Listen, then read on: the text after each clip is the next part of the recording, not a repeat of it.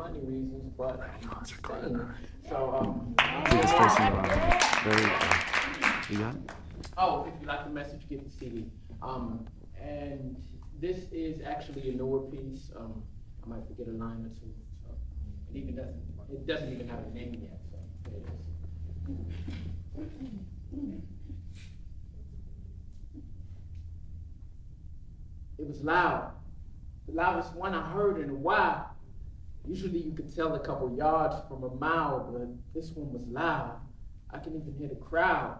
The screams and the shouts, the yells from the pops, the ducks and the drops, the shells and the shots, and I'm in the house, but something went down. I put down my controller and look over, past my shoulder, listening, pausing the game and hearing them tripping, so I'm getting up.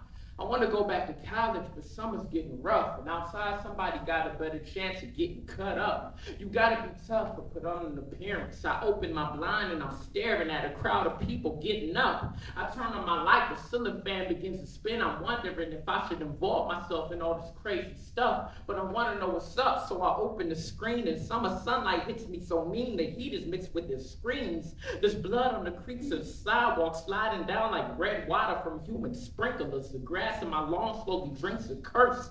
I'm looking around, adjusting to the shouts and the screams and the running, cussing, and I wonder if they still busting, but I hear nothing except running, so I'm walking slowly looking while a crowd is quickly booking and little kids are running. They're running away from something, but some are running towards it. Folks are calling EMS. I hope they don't ignore it. I turn my head and fix my eyes, and all the shouts and screams begin to fade. My stomach drops into the shade, and in my head I start to pray. I finally notice what they're running towards and running from. Another victim of a gun, another child of the slums, but this one's super young. I look at her struggling, shivering, clutching on her shirt with fluids coming out in spurts. She's hitting, she's hurt, tires are screeching down the street, and everybody's panicking for good reason. She's leaving, she's bleeding, the street signs are leaning, the neighborhood is screaming, the ground is sprinkled with chips she was eating. I listen to her wheezing, her slow and shallow breathing. I put my hand over my mouth. What is wrong with Cleveland? Flashing lights and sirens blaring, crying. Our spectators stare, news reporters pray like ants on the tragedy as if they care.